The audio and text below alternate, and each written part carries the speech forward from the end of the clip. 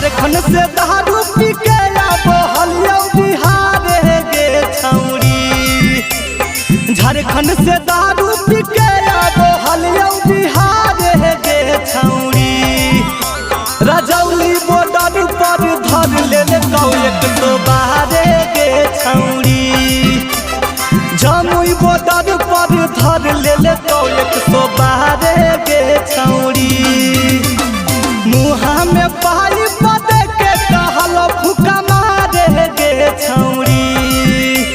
मुहा में पाई बदे के कहल फुका मारे गे छौरी। रजौली बॉर्डर पर धर ले कौ 112 गे छौरी।